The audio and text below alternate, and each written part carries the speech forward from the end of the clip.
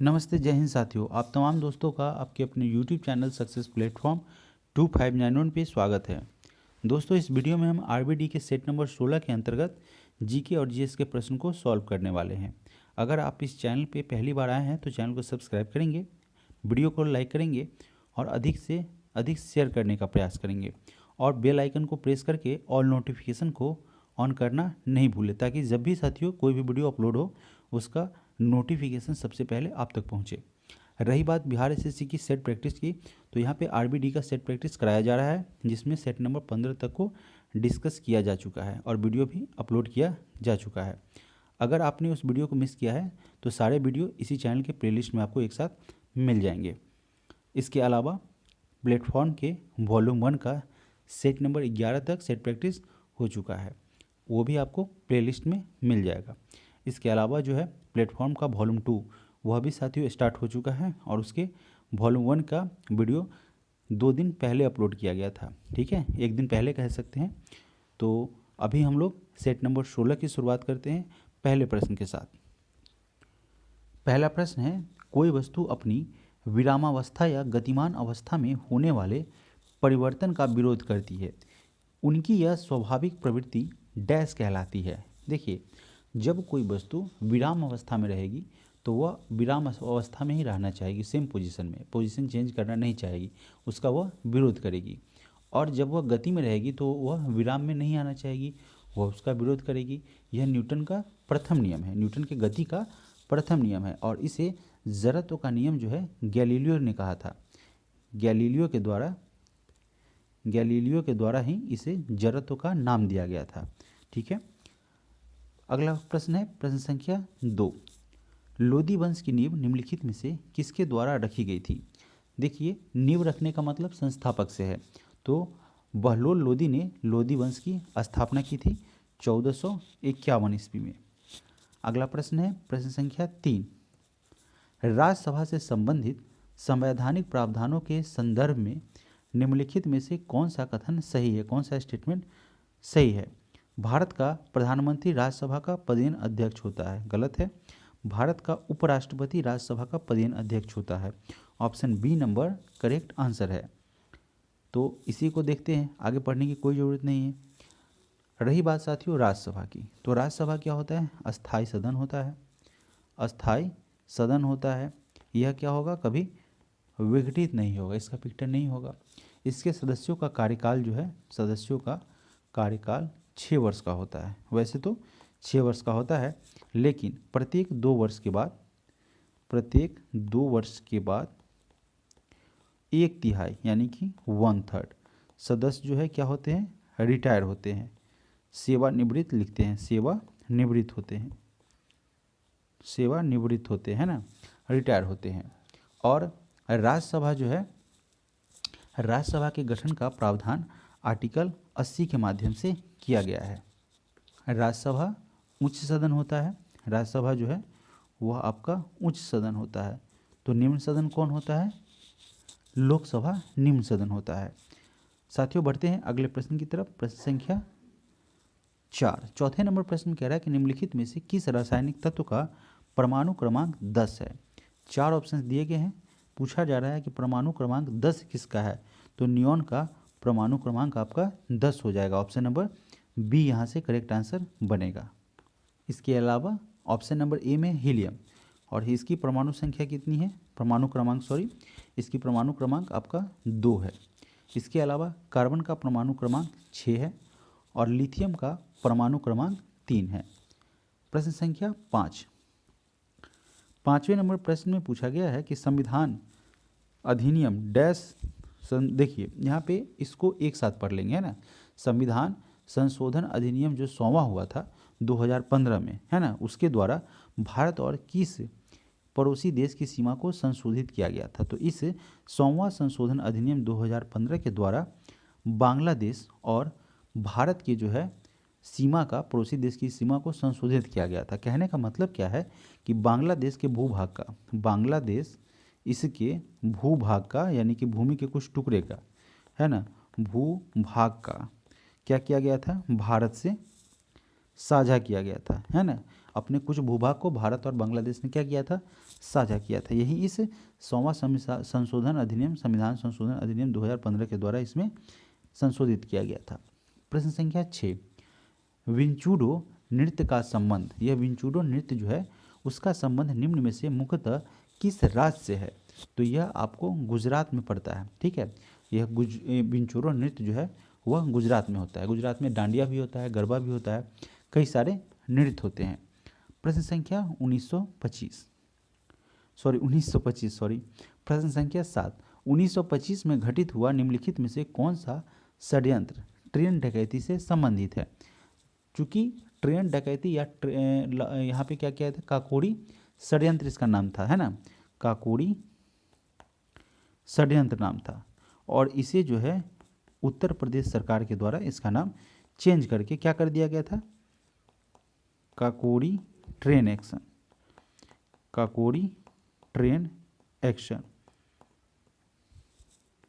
इस Kakori train action या काकोरी षड्यंत्र के द्वारा जो उत्तर प्रदेश का कानपुर जगह पड़ता है, उत्तर प्रदेश का काकोरी जगह पड़ता है ना, उस काकोरी जगह पर आपको 9 अगस्त, है ना, 9 अगस्त 1925 में, है ना, जो कि एक मालगाड़ी थी, उसमें सरकारी खजाना को लूट लिया गया था, सरकारी खजाना को लूटा गया था।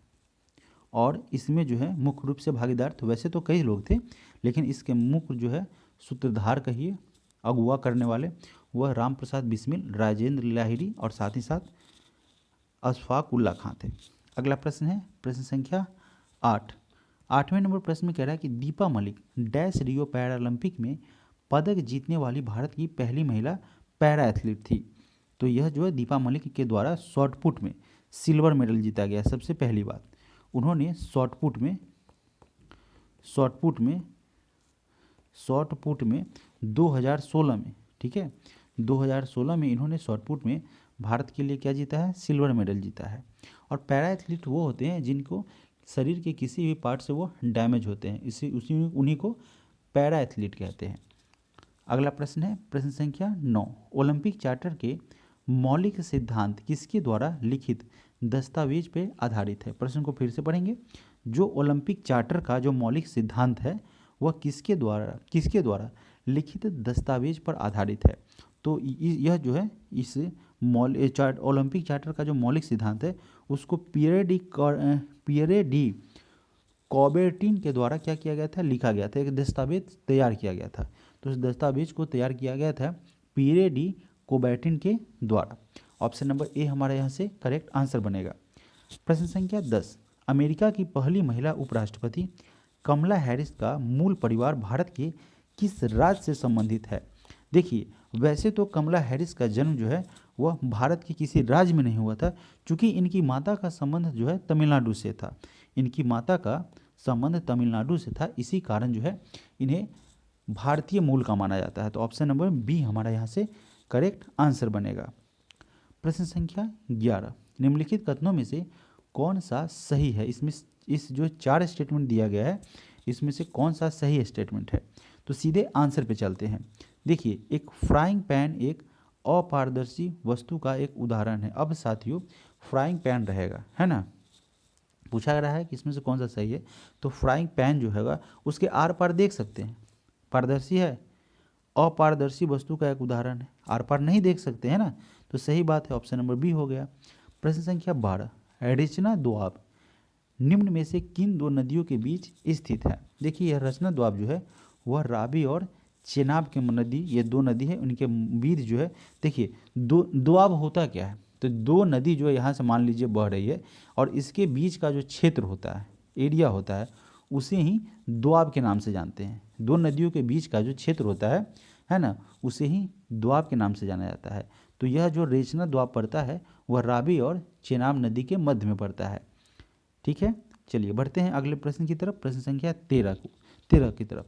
आप तब तक वीडियो को लाइक करके और इसे शेयर कर देंगे। और पहली बार अगर इस चैनल पे आए हैं, वीडियो को पहली बार देख रहे हैं, तो प्लीज़ इस चैनल को सब्सक्राइब करके बेल नोटिफिकेशन को ऑन करके ऑल नोटिफिकेशन को ऑन कर लेंगे। प्रश्न संख्या 13। वसंत विषुवत स्प्रिंग इक्वानॉक्स इसके अगले दिन यानी कि 22 मार्च से भारतीय राष्ट्रीय कैलेंडर वर्ष का कौन सा पहला महीना शुरू होता है? तो यह पहला महीना होता है चैत्र। ऑप्शन नंबर सी हमारा करेक्ट आंसर बनेगा। भारत का जो राष्ट्रीय कैलेंडर है उसके अनुसार चैत्र जो मास है वह पहला महीना होता है। चैत्र मास से ही भारतीय नववर्ष प्रारंभ होता है। वैसे हम लोग क्या मनाते हैं? Happy new year. Happy new year कब शुरू करते हैं? 1 जनवरी को। लेकिन हम लोगों का भारत में हैप्पी न्यू ईयर कब होता है? चैत्र मास से, है ना। तो करेक्ट आंसर क्या बनेगा? Option number C. प्रश्न संख्या 14, अर्थव्यवस्था में गंभीर तनाव के समय इनमें से कौन सा अनुच्छेद सरकार को अपने राजकोषीय घाटे के लक्ष्य से 0.5% पॉइंट, है ना, 0.5% पॉइंट तक विचलन की अनुमति प्रदान करता है अथवा देता है? प्रश्न को एक बार फिर से पढ़ेंगे, जल्दबाजी की कोई बात नहीं है। प्रश्न को फिर से पढ़ते हैं। क्या कह रहा है कि अर्थव्यवस्था में गंभीर तनाव, इसके समय इनमें से कौन सा अनुच्छेद, कौन सा आर्टिकल सरकार को अपने राजकोषीय घाटे, है ना, उसके लक्ष्य से 0.5% पॉइंट तक का विचलन की अनुमति प्रदान देता है इस कंडीशन में? तो यह होता है राहतकारी अनुच्छेद। ऑप्शन नंबर सी हमारा करेक्ट आंसर बनेगा। ठीक है, बहुत सारी इसमें कुछ पॉइंट नहीं है ज़्यादा। तो बढ़ते हैं अगले प्रश्न की तरफ। प्रश्न संख्या 15, भारत के प्राचीन इतिहास के संदर्भ में अशोक स्तंभ का संबंध निम्नलिखित में से किस स्थान से है? तो इनका संबंध हो जाएगा सांची से। ठीक है, सांची के सारनाथ का स्तंभ जो है वह अशोक स्तंभ के नाम से जाना जाता है। इसे अशोक ने 250 में बनाया था। 250 ईस्वी में, ईसा पूर्व कह सकते हैं, है ना। 250 ईसा पूर्व में अशोक के द्वारा इस सांची के स्तूप का निर्माण करवाया गया था। अगला प्रश्न है प्रश्न संख्या 16, सुभाष चंद्र बोस ब्रिटिश सरकार के नज़रबंदी से किस वर्ष भाग निकले थे? तो यह भागे थे कब? अपना भेष बदल करके भागे थे। और उन्होंने 1941 में क्या किया था? ब्रिटिश, चूँकि उन पर ब्रिटिशों के द्वारा नज़र रखा गया था, ठीक है, और नज़रबंद कर, समझ जाइए कि नज़र से बंद थे, है ना, उनको नज़रबंद करके रखा गया था। और उन्होंने क्या किया था? सुभाष चंद्र बोस ने इस नज़रबंद की स्थिति में अपना भेष बदल करके और वहाँ से चुपके से भागने में सफल रहे थे। कब? 1941 में। तो ऑप्शन नंबर सी यहाँ से करेक्ट आंसर होगा। प्रश्न संख्या 17, द्वैधिकार एक प्रकार का अल्पाधिकार है। द्वैधिकार का मतलब क्या हुआ? द्वै मतलब दो, अधिकार का मतलब अधिकार। एक प्रकार का अल्पाधिकार है जिसमें किसी बाजार पर डैश फर्मों का प्रभुत्व या अनन्य नियंत्रण होता है। तो द्वय का मतलब दो हो गया, तो ऑप्शन नंबर ए हो जाएगा, दो का अधिकार। ऑप्शन नंबर ए यहाँ से करेक्ट आंसर बनेगा। प्रश्न संख्या 18, जब सरकार करों को कम करती है, यानी कि टैक्सेस को कम करती है और सरकारी व्यय को, यानी कि गवर्नमेंट एक्सपेंस को बढ़ाती है, तो इस प्रकार की राजकोषीय नीति को क्या कहा जाता है? तो इसे विस्तारवादी राजकोषीय नीति कहा जाता है। इस स्थिति में गवर्नमेंट क्या करती है? सरकारी व्यय को बढ़ाती है, ठीक है ना, और सरकार की करों को क्या करती है? टैक्सेस को क्या करती है? कम करती है और गवर्नमेंट एक्सपेंस को बढ़ा देती है, और इसे विस्तारवादी राजकोषीय नीति के नाम से जाना जाता है। ठीक है, अगला प्रश्न है प्रश्न संख्या 19, देश की प्राचीन झीलों में से एक लेंडिया तालाब किस भारतीय शहर में स्थित है? तो यह भोपाल में पड़ता है साथियों। लेंडिया तालाब जो है वह भोपाल में पड़ता है, जो कि कहाँ पे है? मध्य प्रदेश में। मध्य प्रदेश, भोपाल। अगला प्रश्न है प्रश्न संख्या 20, 2011 की जनगणना के अनुसार भारत का सबसे कम जनसंख्या वाला राज्य कौन था? यानी कि इस 2011 का जो जनगणना हुआ था उसमें सबसे कम जनसंख्या था आपका सिक्किम का। ठीक है, सबसे कम जनसंख्या घनत्व की अगर बात करेंगे तो हम बार बार जनसंख्या घनत्व पर जोर देते हैं, चूँकि एग्जामिनेशन में पूछा गया था। अरुणाचल प्रदेश सबसे कम जनसंख्या घनत्व, ठीक है। सबसे ज़्यादा जनसंख्या किसका था? उत्तर प्रदेश का था, जाहिर सी बात है। तो यह तो आपका जनसंख्या घनत्व नहीं बोल रहे हैं, जनसंख्या उत्तर प्रदेश का था सबसे ज़्यादा। और सबसे ज़्यादा जनसंख्या घनत्व आपका किसका था? बिहार का। बिहार का जनसंख्या घनत्व, है ना, जनसंख्या घनत्व बिहार का सबसे ज़्यादा था 2011 के जनगणना के अनुसार। प्रश्न संख्या 21, धौलावीरा और लोथल की प्राचीन हड़प्पा बस्तियां वर्तमान भारतीय राज्य डैश में स्थित है। कहाँ पे स्थित है? गुजरात में। ठीक है, लोथल गुजरात का क्या है? एक प्रसिद्ध बंदरगाह था, है ना। और तो ऑप्शन नंबर ए हमारा यहाँ से करेक्ट आंसर हो जाएगा। प्रश्न संख्या 22, 22 नंबर प्रश्न में पूछा गया कि वर्ष 2014 में भारत को आधिकारिक तौर पर निम्नलिखित में से किस बीमारी से मुक्त घोषित किया गया था? तो इसे पोलियो से मुक्त किया गया था 2015 में। ठीक है, 14 में इसका डाटा तैयार किया था और लगभग 15 में इसे मुक्त किया गया था। वैसे आपको 2014 करेक्ट, अगर ऑप्शन में आएगा तो 2014 आपको करेक्ट आंसर करना है। ऑप्शन नंबर यहाँ से अगर ऑप्शन में 2014 दिया रहे, 2015 दिया रहे, तो आपको 2014 के साथ जाना है। अगर 2014 लुप्त रहे, वहाँ से गायब रहे, ऑप्शन में नहीं रहे, तो आप निसंकोच 2015 को आप टारगेट करेंगे। बिल्कुल आपका गलत नहीं होगा। वैसे आप सर्च करते रहें, कोई दिक्कत नहीं है। ठीक है, तो हुआ था, संयुक्त राष्ट्र संघ ने क्या किया था? एक सर्वे किया था। उस रिपोर्ट में एक भी पोलियो का केस नहीं मिला था, एक भी पोलियो का मामला दर्ज नहीं मिला था भारत में। तो उसने क्या किया था? 2014 में अथवा 15 में साथियों क्या किया था? भारत को पोलियो मुक्त देश घोषित कर दिया गया था। प्रश्न संख्या 23, धमनियाँ छोटी रक्त वाहिकाओं में विभाजित हो जाती है। जो धमनी होती है वह छोटी रक्त वाहिकाओं में विभाजित हो जाती है, विघटित हो जाती है। ठीक है, ऊतकों तक पहुंचने पर वे अत्यंत पतली नालिकाओं में विभाजित हो जाती है, जिन्हें क्या कहते हैं? तो उसे केशिका के नाम से जानते हैं। ऑप्शन नंबर सी हमारा यहाँ से करेक्ट आंसर बन जाएगा। इस केशिका में क्या होता है? अत्यंत पतली नालिका में इसमें क्या होता है? डिवाइड हो जाता है। प्रश्न संख्या 24, मुगल बादशाह अकबर ने किस वित्त मंत्री ने, मुगल बादशाह अकबर का कौन सा वित्त मंत्री था जिसके द्वारा दहसाला, कभी कभी टकसाला का नाम भी सुना जाता था, है ना, टकसाला, अभी यहाँ पे क्या है? दहसाला। तो इस दहसाला व्यवस्था को किसने, यह एक टैक्स का प्रकार था। ठीक है, टैक्सेस इससे वसूल किए जाते थे। तो इस प्रणाली को शुरू किया था राजा टोडरमल ने। ऑप्शन नंबर डी हमारा करेक्ट आंसर बनेगा।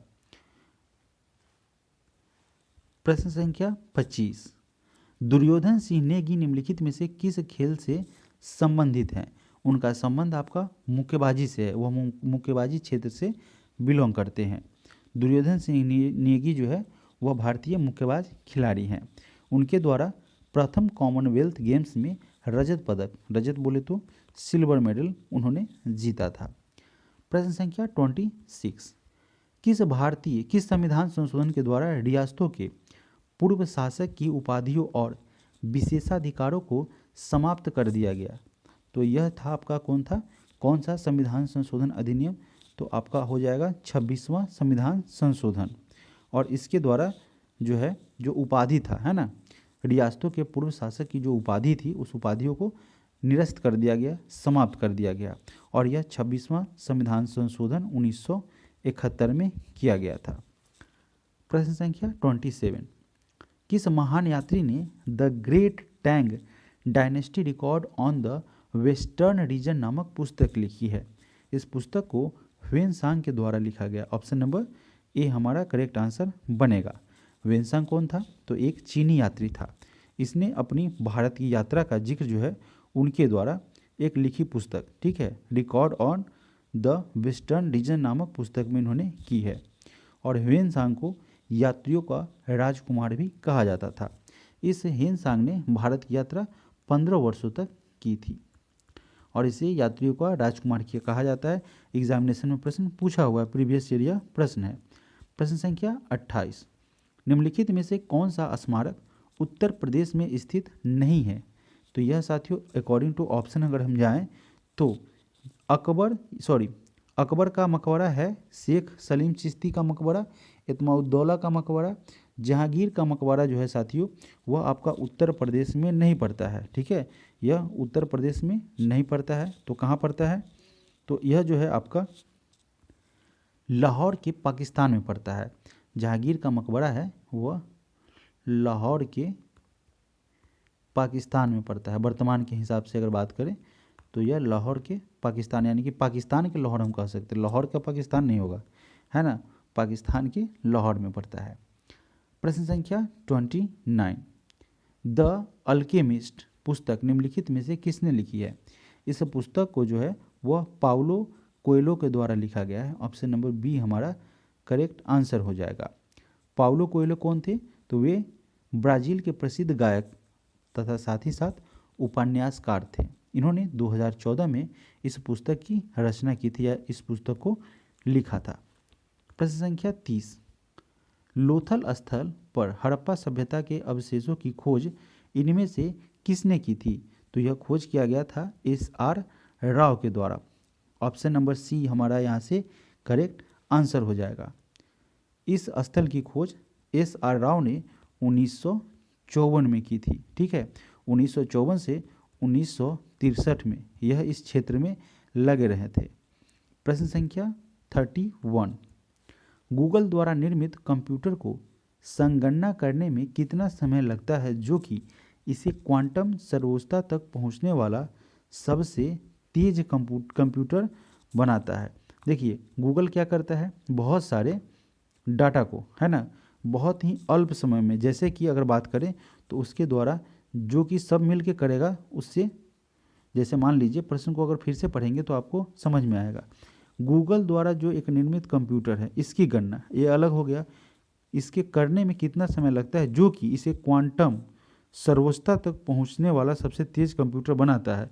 तो यह क्या करता है, 200 सेकेंड में क्या कर लेता है, कैलकुलेशन कर लेता है। ठीक है, गणना कर लेता है। ठीक है, जो कि अगर बात करें कि क्वांटम संगणना सुपर कंप्यूटर 1000 साल में करता है, उसे इस गूगल कंप्यूटर के द्वारा मात्र 200 सेकेंड में पूरा कर लिया जाता है। ठीक है, यही इसकी विशेषता है। प्रश्न संख्या 32, डैश टूट फूट के लिए एक वार्षिक भत्ता है, क्या चीज़? टूट फूट के लिए एक एनुअल जो है वह भत्ता होता है, वार्षिक भत्ता होता है, वह होता है मूल्यह्रास, अपमूल्यन। Option number D correct answer बनेगा। प्रश्न संख्या 33, रेपसीड मस्टर्ड का राष्ट्रीय अनुसंधान केंद्र भारत के निम्नलिखित में से किस राज्य में स्थित है? तो यह राजस्थान में पड़ता है। भारत सरकार का यह राष्ट्रीय सरसों अनुसंधान संस्थान जो है वह भरतपुर राजस्थान राज्य में स्थित है। इसकी स्थापना 20 अक्टूबर 1993 को की गई थी। ठीक है, कहाँ पड़ता है? भरतपुर राजस्थान में पड़ता है, भरतपुर राजस्थान में, और इसकी स्थापना हुई थी 20 अक्टूबर 1993 को। राजस्थान राज्य जो है, राजस्थान स्टेट, वह सर्वाधिक सरसों उत्पादन करता है, इसी कारण से इसे सरसों के प्रदेश के नाम से भी जाना जाता है। प्रश्न संख्या 34, निम्नलिखित में से कौन सी सिक्किम राज्य की पारंपरिक नृत्य शैली है? तो वहाँ की पारंपरिक नृत्य यानी कि जो वहाँ का चलता है, चलन है, चुटकी नृत्य का। ऑप्शन नंबर बी यहाँ से करेक्ट आंसर बनेगा। प्रश्न संख्या 35, भारत में राष्ट्रीय उपभोक्ता दिवस इस दिन मनाया जाता है। नेशनल कंज्यूमर डे जो है वह 24 दिसंबर को मनाया जाता है। तो हमारा ऑप्शन नंबर बी यहाँ से करेक्ट आंसर हो जाएगा। उपभोक्ता संरक्षण अधिनियम जो है वह 1986 में पारित कर दिया गया था। प्रश्न संख्या 36 नंबर प्रश्न में कह रहा है कि प्रवर, मंजीरा और मनेर नदियाँ डैश नदी की दाहिनी सहायक नदियाँ हैं। तो यह किसकी सहायक नदियाँ हैं? गोदावरी की। दक्षिणी प्रायद्वीपीय पठार से बहने वाली नदी है गोदावरी नदी, जो कि कहाँ से निकलती है? पश्चिम घाट पर्वत के महाराष्ट्र राज्य के नासिक जिले के त्र्यंबकम पहाड़ी से यह इसका उद्गम होता है, वहाँ से यह नदी निकलती है। इसकी कुल लंबाई 1465 किलोमीटर है। ठीक है, अगला प्रश्न है प्रश्न संख्या 37। अगर साथियों कोई पॉइंट आपको समझ में आए तो नोट भी कर सकते हैं। किस वर्ष नेपाल ने राजतंत्र को समाप्त कर दिया और एक लोकतांत्रिक गणराज्य के रूप में उभरा? तो उसके द्वारा 2008 में क्या किया था? लोकतंत्र प्रणाली को 28 मई 2008 को स्वीकार कर लिया गया था नेपाल के द्वारा। वहाँ पे क्या किया गया था? राजतंत्र को ख़त्म कर दिया था। जो कि राजतंत्र का परंपरा चला आ रहा था, उस शासन प्रणाली को उन्होंने ख़त्म किया था और नवीन लोकतांत्रिक प्रणाली को नेपाल के द्वारा 28 मई 2008 को अपनाया गया था। ठीक है, प्रश्न संख्या 38, सीता वॉरियर ऑफ मिथिला इस पुस्तक के लेखक निम्नलिखित में से कौन है। इस पुस्तक को जो है वो अमीषा त्रिपाठी के माध्यम से लिखा गया है या उनके द्वारा लिखा गया है। इसमें भगवान राम के चित्र का यानी कि उनके चरित्र का उसमें क्या किया गया है, चित्रण किया गया है, जिक्र किया गया है, वर्णन किया गया है। ठीक है, अगला प्रश्न है प्रश्न संख्या 39, निम्नलिखित में से कौन खेलो इंडिया यूथ गेम्स 2020 में सबसे तेज एथलीट बनी है। तो यह बनी है एनसी सोजन, ऑप्शन नंबर सी। एनसी सोजन जो है भारत में आयोजित हुआ था खेलो इंडिया यूथ गेम्स का आयोजन, जो कि 10 जनवरी 2020 से 22 जनवरी 2020 तक असम के गुवाहाटी में आयोजित किया गया था। असम के गुवाहाटी में इसका आयोजन किया गया था। ठीक है, और इसमें जो है वह सबसे तेज एथलीट बनी थी एनसी सोजन, ऑप्शन नंबर सी। प्रश्न संख्या 40 नंबर प्रश्न में पूछा गया है स्टैच्यू ऑफ यूनिटी डैश में स्थित है। तो यह कहाँ पे है, पड़ता है केवड़िया में। ठीक है, ऑप्शन नंबर डी यहाँ से करेक्ट आंसर हो जाएगा। और यह जो है सरदार वल्लभ भाई पटेल की मूर्ति है, प्रतिमा है, जो कि 31 अक्टूबर 2013 में गुजरात के नरेंद्र मोदी के द्वारा इसका शिलान्यास किया गया था, 31 अक्टूबर 2013 को। ठीक है, यह मूर्ति सरदार वल्लभ भाई पटेल की मूर्ति है, प्रतिमा है। ठीक है, यह जो प्रतिमा है, मूर्ति है, जिसे स्टैच्यू ऑफ यूनिटी नाम दिया गया है, और यह गुजरात राज्य के नर्मदा जिले में केवड़िया में स्थित है।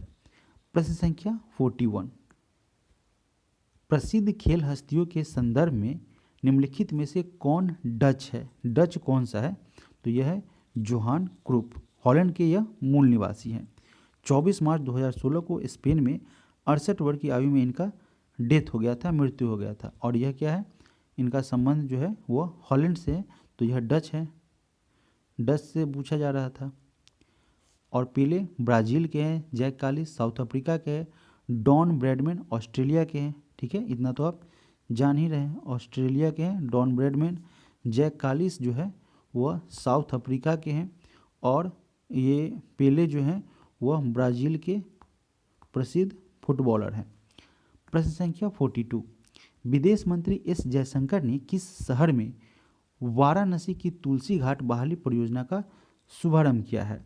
उनके द्वारा जो है वह युगांडा में, विदेश मंत्री जो कि एस जयशंकर हैं, उन्होंने युगांडा के कंपाला में, युगांडा की राजधानी पड़ती है, तो कंपाला में उनके द्वारा जो है वह तुलसी घाट बहाली योजना, ठीक है, वाराणसी की जो तुलसी घाट बहाली परियोजना है उसका शुभारंभ किया गया है इसी युगांडा यात्रा के दौरान। प्रश्न संख्या 43, विश्व शतरंज आर्मगेडन एशिया और ओशिनिया इवेंट का खिताब किसने जीता है। यह खिताब जो है वह डी गुकेश ने जीता है, ऑप्शन नंबर डी यहाँ से हमारा करेक्ट आंसर हो जाएगा। डी गुकेश ने फाइनल में उज्बेकिस्तान के पूर्व विश्व रैपिड चैंपियन नोदिरबेक अब्दुसत्तारोव को हराया था। प्रश्न संख्या 44, अप्रैल 2023 में पीएम मोदी ने राजस्थान में, प्रश्न में क्या कह रहा है, पीएम मोदी ने अप्रैल 2023 में राजस्थान में जयपुर रेलवे स्टेशन और डैश रेलवे स्टेशन के बीच वंदे भारत एक्सप्रेस को हरी झंडी दिखाई। तो उनके द्वारा जो है दिल्ली कैंट रेलवे स्टेशन, ठीक है, क्या कह रहा है, जयपुर रेलवे स्टेशन और दिल्ली कैंट रेलवे स्टेशन के बीच जो है वंदे भारत मेट्रो ट्रेन का जो है वंदे भारत एक्सप्रेस ट्रेन है उसका परिचालन किया गया है, और इसी को हरी झंडी दिखाई गई है अप्रैल 2023 में नरेंद्र मोदी के द्वारा। यह ट्रेन साथियों कहाँ से कहाँ तक चलेगी, दिल्ली कैंट रेलवे स्टेशन से राजस्थान के जयपुर रेलवे स्टेशन के मध्य यह चलेगी। अगला प्रश्न है प्रश्न संख्या 45, केंद्रीय गृह मंत्री अमित शाह ने हनुमान जयंती के अवसर पर सारंगपुर मंदिर में भगवान हनुमान की 54 फीट ऊंची प्रतिमा का अनावरण किया। सांगरपुर मंदिर किस राज्य में स्थित है। तो यह आपका गुजरात में पड़ता है, ऑप्शन नंबर बी हमारा यहाँ से करेक्ट आंसर हो जाएगा। यहाँ पे हनुमान जी की 54 फीट ऊंची प्रतिमा का अनावरण जो है वह गृह मंत्री अमित शाह के द्वारा किया गया है। प्रश्न संख्या 46, जालियांवाला बाग हत्याकांड दिवस हर साल 13 अप्रैल को मनाया जाता है। भारतीय इतिहास में यह एक महत्वपूर्ण मोड़, भारतीय इतिहास में एक महत्वपूर्ण मोड़ के रूप में देखी जाने वाली इस दुखद घटना को कितने वर्ष बीत चुके हैं? तो साथियों 13 अप्रैल 1919 को हुआ था, एग्जैक्टली 1900, यहाँ पे 1919 को हुआ था। अभी कितना चल रहा है? 2023। 13 में से 9 गया 4, 1 में से 1 गया 0, ठीक है। ये आपका कितना हो जाएगा? 9 में से 9 जाएगा, यहाँ पे 9 नहीं होगा, ये तो आपका 1 हो जाएगा ना, ठीक है। 10 में से 9 गया 1 और ये आपका कट जाए, 104 वर्ष हो चुके हैं। तो डायरेक्टली क्या बनेगा? ऑप्शन नंबर डी, ठीक है, क्योंकि प्रेजेंट के हिसाब से हमको आंसर करना है। ऑप्शन नंबर डी हमारा यहाँ से करेक्ट आंसर बनेगा। प्रश्न संख्या 47, कजाकिस्तान के अस्ताना में आयोजित एशियाई कुश्ती चैंपियनशिप 2023 में महिलाओं के 68 किलोग्राम वर्ग में सिल्वर पदक, रजत पदक किसने जीता है? इसमें जो है निशा दहिया ने। कजाकिस्तान के अस्ताना में आयोजित हुई थी एशियाई कुश्ती चैंपियनशिप 2023, उसमें 68 किलोग्राम कैटेगरी, देखिए साथियों कैटेगरी भी आपको याद रखना पड़ेगा। तो 68 किलोग्राम कैटेगरी में सिल्वर मेडल जो है निशा दहिया ने जीता था। इससे पहले जो हम लोग प्रश्न कर रहे थे उसमें कुछ महत्वपूर्ण पॉइंट जो है, महत्वपूर्ण बिंदु छूटे थे, ठीक है। देखिए यह जो है रॉलेट एक्ट के विरोध में जलियांवाला बाग में लगभग हजारों की तादाद में लोग भीड़ इकट्ठी हुई थी इसके विरोध में। किसके? रॉलेट एक्ट के विरोध में। इस रॉलेट एक्ट के माध्यम से क्या किया जाता था कि किसी भी व्यक्ति को शक के आधार पर बिना जो है वारंट के उसे गिरफ्तार कर लिया जाता था। और इसी के कारण, इसी रॉलेट एक्ट, इसी काला कानून के कारण डॉक्टर सत्यपाल और सैफुद्दीन किचलू की गिरफ्तारी हुई थी। और उसके बाद इसी का विरोध करने के लिए इसे क्रूरतापूर्वक जो है, चूँकि मान लीजिए किसी पर कोई मुकदमा नहीं है, कोई केस नहीं चल रहा है और उसे अरेस्ट कर लेगा तो एक बहुत बड़ा अपराध है। और इसी का विरोध करने के लिए सारे लोग जालियांवाला बाग में इकट्ठा हुए थे, ठीक है। बैसाखी का समय भी था तो और ज़्यादा लोग यहाँ पे, बच्चे बूढ़े सब लोग एकत्रित हुए थे। और इसी दौरान जो है जनरल ओडायर के द्वारा उस पूरी निहत्थी भीड़ पर गोलियां चलवा दी गई थी। तो यह इतिहास में अमर हो गया, बहुत सारे लोग वहाँ शहीद हुए। सरकारी डाटा में 379 के आसपास डाटा दिया गया, जबकि हज़ारों से ऊपर संख्या में लोग मरे थे, बहुत ही ज़्यादा, ठीक है। तो हमारा कुछ यह महत्वपूर्ण पॉइंट रह गया था। साथियों बढ़ते हैं अगले प्रश्न की तरफ। प्रश्न संख्या 48 नंबर प्रश्न में कह रहा है कि कौन सा देश मई 2023 में अपने अंतरिक्ष विकास कार्यक्रम के हिस्से के रूप में घरेलू स्तर पर निर्मित रॉकेट पर वाणिज्यिक द्विग्रेड यानी कि ग्रेड देगा, है ना, ग्रेड देगा, वाणिज्यिक ग्रेड जो है वह उपग्रह का पहला प्रक्षेपण करेगा। तो कौन सा करेगा? 48 का क्या हो जाएगा? South Korea, option number D, जो कि क्या करेगा? अंतरिक्ष विकास कार्यक्रम, इस मिशन के तहत जो राज्य में उसका घरेलू स्तर पर निर्मित रॉकेट होगा उस पर वाणिज्यिक ग्रेड उपग्रह का प्रक्षेपण करेगा। तो option number D south Korea हो जाएगा करेक्ट आंसर। प्रश्न संख्या 49, दूसरी महिला 20 अंतर्राष्ट्रीय बैठक किस शहर में आयोजित की गई है? इसका आयोजन जो है जयपुर में किया गया है, राजस्थान के जयपुर में। प्रश्न संख्या 50, किस सोशल मीडिया प्लेटफॉर्म ने स्टे सेफ नामक एक नया अभियान शुरू किया है? पूछ रहा है इस अभियान का क्या नाम है? स्टे सेफ नामक एक अभियान। तो यह अभियान जो है वह व्हाट्सएप के द्वारा चलाया गया है, ठीक है। व्हाट्सएप एक साथ सुरक्षित रहे नाम का एक क्या चला रहा है? अभियान चला रहा है, जो कि मैसेजिंग ऐप पर पहले से जो निर्मित सुरक्षा सुविधाओं हैं उस पर क्या किया गया है? फोकस किया गया है। प्रश्न संख्या 51, कॉपी किए गए टेक्स्ट को पेस्ट करने के लिए प्रयुक्त शॉर्टकट कुंजी कौन सी होती है? तो शॉर्टकट की होता है Ctrl+V, है ना। ऑप्शन नंबर बी यहाँ से हमारा करेक्ट आंसर हो जाएगा। इसके माध्यम से क्या होता है? कॉपी किए गए टेक्स्ट को पेस्ट किया जा सकता है। प्रश्न संख्या 52, एक वयस्क मानव हृदय का औसत वजन लगभग कितना होता है? तो यह लगभग 300 ग्राम होता है, जो कि क्या होता है? एक स्वस्थ वयस्क मानव का हृदय का वजन होता है 300 ग्राम।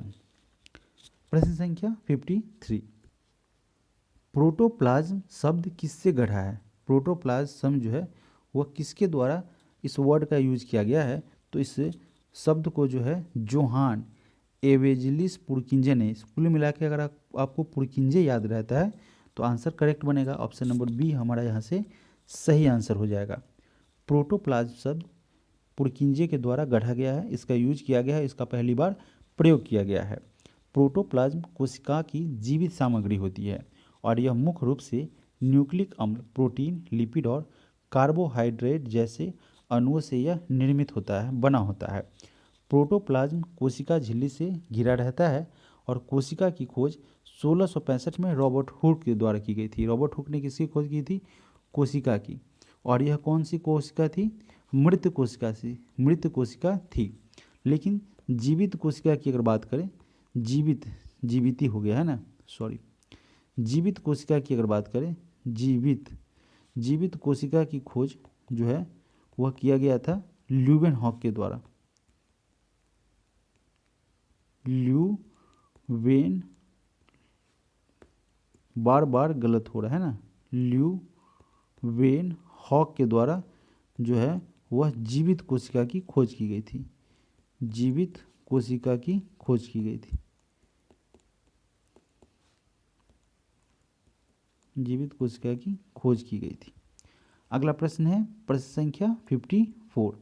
निम्न में से कौन सा पशु उत्तक प्रकार नहीं है? देखिए प्रश्न को एक बार गौर से समझिएगा। कह रहा है कि निम्न में से कौन सा पशु उत्तक का प्रकार नहीं है, तो यह कौन हो जाएगा? मेरिस्टेमेटिक उत्तक, ऑप्शन नंबर ए। कहने का सेंस क्या था साथियों कि यह जो है एक उत्तक है जो कि क्या है, पशु में नहीं पाया जाता। ये किस में पाया जाता है? पौधों में पाया जाता है। यह जो उत्तक है वह टिश्यू जो है वह पौधे में पाया जाता है। तो यह जो है किसका प्रकार नहीं हो जाएगा? यह पशु उत्तक का प्रकार नहीं होगा। यह किसका प्रकार है? पौधे में पाया जाता है यह उत्तक। तो ऑप्शन नंबर ए हमारे यहाँ से करेक्ट आंसर बनेगा। प्रश्न संख्या 55।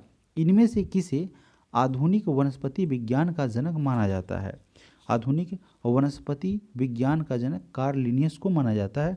ऑप्शन नंबर सी हमारे यहाँ से करेक्ट आंसर बनेगा। प्रश्न संख्या 56। निम्नलिखित में से कौन सी झूठ का पता लगाने वाला मशीन है? यानी कि झूठ का पता लगाने के लिए किस मशीन का यूज करते हैं? तो यह होता है पॉलीग्राफ। ठीक है। प्रश्न संख्या 57। इंटरनेट पर किसी कंप्यूटर को किसके द्वारा पहचाना जाता है? तो इसे पहचानने के लिए आईपी एड्रेस का यूज होता है। ऑप्शन नंबर बी, इंटरनेट पर किसी भी कंप्यूटर को आईपी एड्रेस के द्वारा पहचाना जाता है। प्रश्न संख्या 58। इनमें से किस संघ के सदस्य मुक्त जीवन जीने वाले विशिष्ट समुद्री जीव होते हैं? इसमें से किस जगत के अंतर्गत? तो यह हो जाएगा इकाइनोडर्मेटा। ठीक है। इस श्रेणी के, इस जगत के जो है जीव, इस संघ के जो सदस्य होते हैं वह मुक्त जीवन बिताने वाले होते हैं, मुक्त जीवन जीने वाले समुद्री जीव होते हैं। प्रश्न संख्या 59। मानव सिर में 29 हड्डियां है ना, होती हैं। इनमें से कौन सा वर्गीकरण सही है? देखिए इसमें से क्या दिया हुआ है, माथा यानी कि जो कपाड़ होता है माथा, उसमें 8, चेहरा में 14, कान में 6 और कंठी कास्ती में 1। ठीक है। अगर आप इसको जोड़िएगा तो कितना हो जाता है? 14, 26, 2, 22, 6, 28 और 1, 29। तो यानी कि 29। ऑप्शन नंबर बी हमारे यहाँ से करेक्ट आंसर बनेगा। एक बार फिर से रिकॉल कर लेंगे ताकि हो सकता है एग्जामिनेशन में यह प्रश्न आ जाए। 29 हड्डी है। ठीक है। जिसमें माथा में कितना हो जाएगा? 8 हो जाएगा। ठीक है। माथा में साथियों कितना हो जाएगा?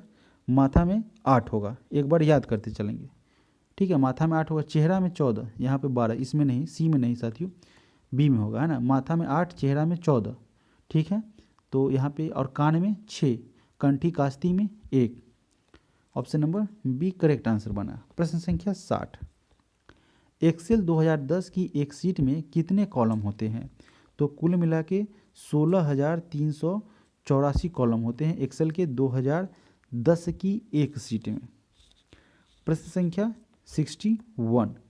इनमें से कौन सी कंप्यूटर सिस्टम की मेमोरी की सबसे बड़ी इकाई है? सबसे बड़ी, देखिए इसका आंसर हो जाएगा योटाबाइट। ठीक है। Option number D, yottabyte. ठीक है। योटाबाइट की अगर बात करें तो 1 योटाबाइट बराबर 1001 योटाबाइट बराबर 1024 जेटाबाइट, ठीक है।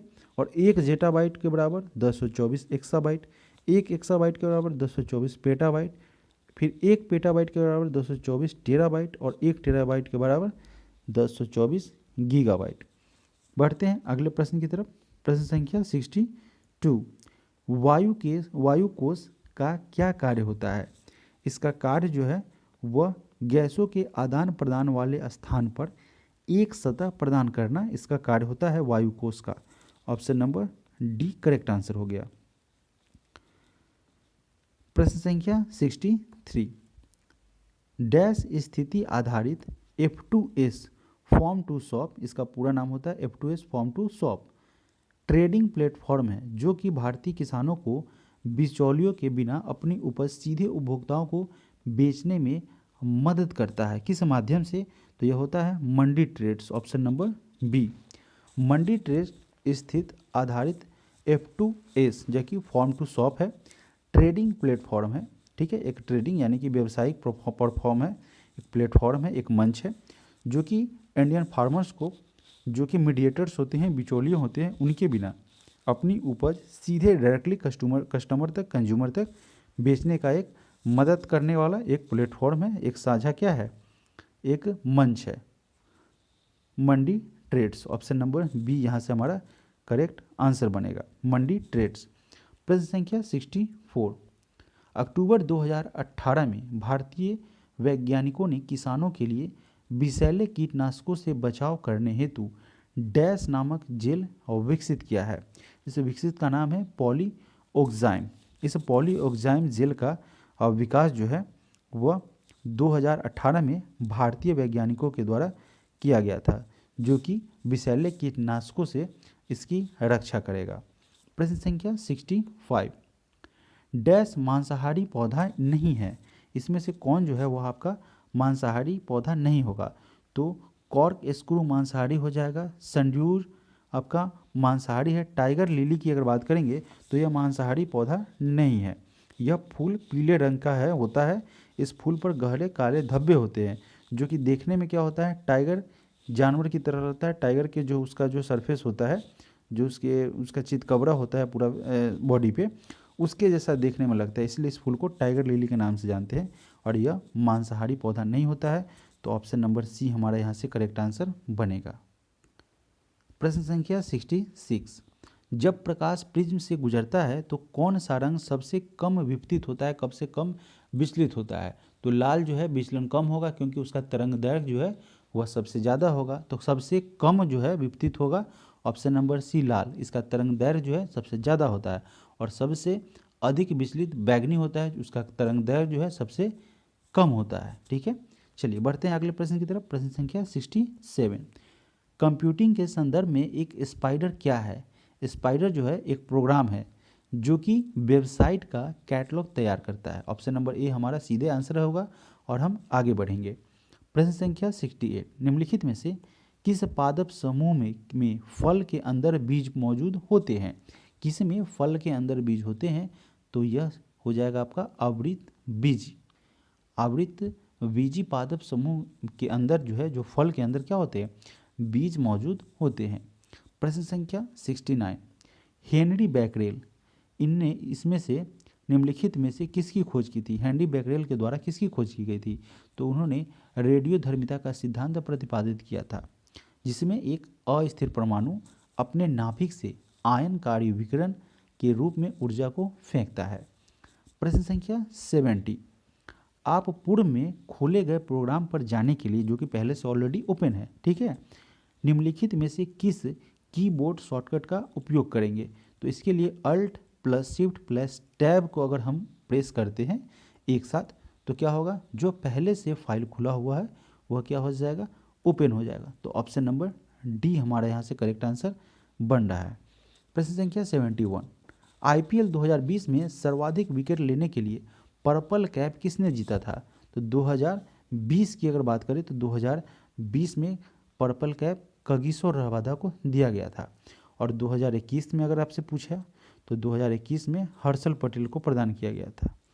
हालांकि आप एक बार चेक भी कर लेंगे, हर्षल पटेल को प्रदान किया गया था।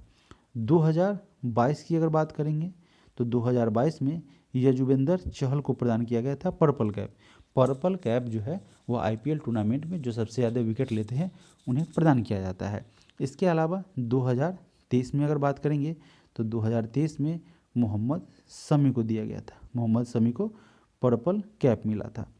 चलिए अगला प्रश्न है प्रश्न संख्या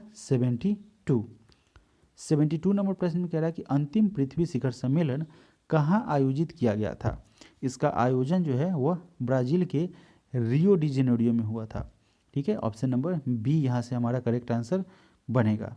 प्रश्न संख्या 73 निम्नलिखित में से कौन सी क्रांतिकारी पत्रिका विदेश में प्रकाशित नहीं हुई थी। प्रश्न में पूछा जा रहा है कि विदेश में प्रकाशित हुई थी नहीं हुई थी, तो यह हो जाएगा आपका युगांतर। युगांतर जो क्या है, यह एक बंगाली भाषा की पत्रिका है। कौन सा? बंगाली भाषा की पत्रिका है और इसकी स्थापना कलकत्ता में हुई थी।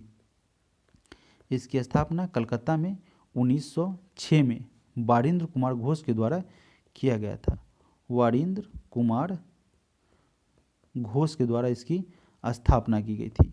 तो क्या हो जाएगा, युगांतर क्या हो जाएगा, अब विदेश में प्रकाशित नहीं हुई थी। ऑप्शन नंबर बी हमारा करेक्ट आंसर बनेगा। प्रश्न संख्या 74 बुलंद दरवाज़ा किस शहर में स्थित है। तो यह फतेहपुर सीकरी में पड़ता है। इसका निर्माण 1602 में अकबर के द्वारा करवाया गया था।